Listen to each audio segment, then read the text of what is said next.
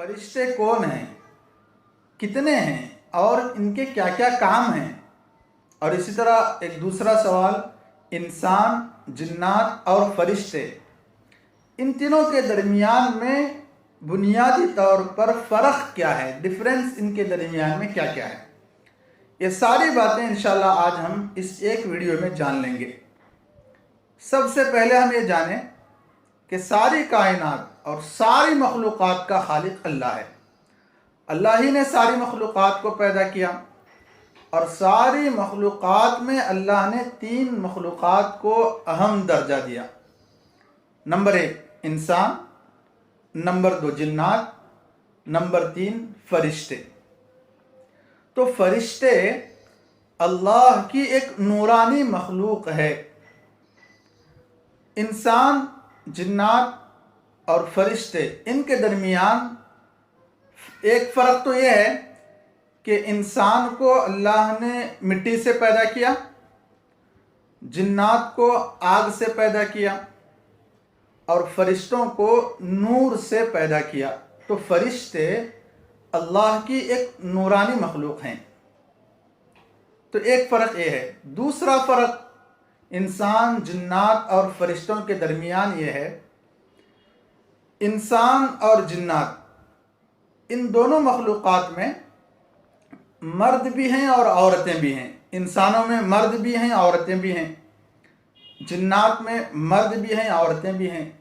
انسانوں کے جس طرح خاندان قبیلے ہوتے ہیں، جنات کے بھی خاندان قبیلے ہوتے ہیں، لیکن جو فرشتے ہیں وہ نہ تو مرد ہیں نہ تو عورت ہیں، بس وہ ایک نورانی مخلوق ہیں۔ اللہ نے ان کو نہ تو مرد بنایا ہے نہ تو عورت بنایا ہے، وہ ایک نورانی، ایک نوری مخلوق وہ کہلاتے ہیں۔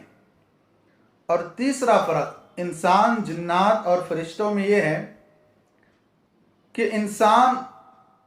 انسانوں میں پورے عمومی طور پر انسانوں میں کچھ انسان اچھے ہیں تو کچھ خراب بھی ہیں، کچھ اللہ کو ماننے والے ہیں تو کچھ انکار کرنے والے بھی ہیں۔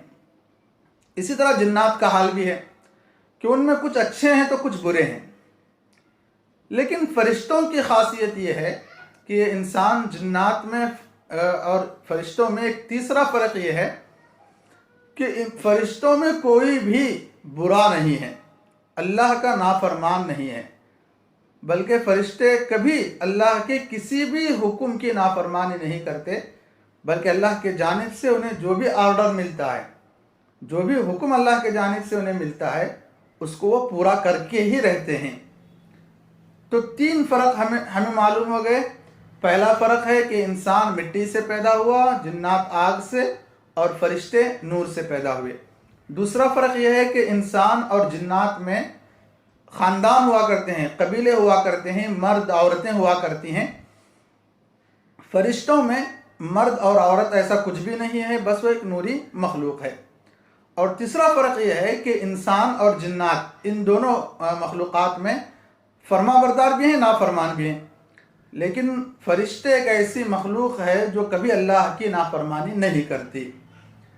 اب فرشتوں کی تعداد کیا ہے، ان کی گنتی کیا ہے، ایک سوال ہے۔ تو اس کا جواب یہ ہے کہ ان کی تعداد صرف اللہ ہی بہتر جانتا ہے کہ وہ کتنے ہیں۔ وہ تو لاکھوں کروڑوں میں ہے، ان کی صحیح تعداد اللہ کے علاوہ کوئی نہیں جانتا۔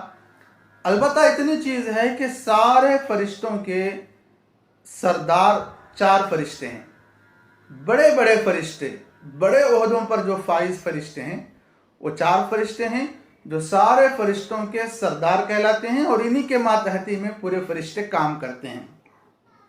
نمبر 1 جبرائیل علیہ السلام، ان کا کام انبیاء کے پاس، رسولوں کے پاس وحی لانا ان کا کام تھا۔ اب وحی کسے کہتے ہیں اگر آپ نہیں جانتے ہیں تو اس سلسلے میں بھی اس سے پہلے میں بتا چکا ہوں، ڈسکرپشن میں اس کا لنک موجود ہے اس ویڈیو کا، یا پھر آئی بٹن میں بھی اس ویڈیو کا لنک موجود ہوگا، آپ وہاں سے جان سکتے ہیں کہ وحی کسے کہتے ہیں۔ تو حضرت جبرائیل علیہ السلام کا کام یہ تھا کہ وہ وحی لے کر انبیاء اور رسولوں کے پاس آتے تھے۔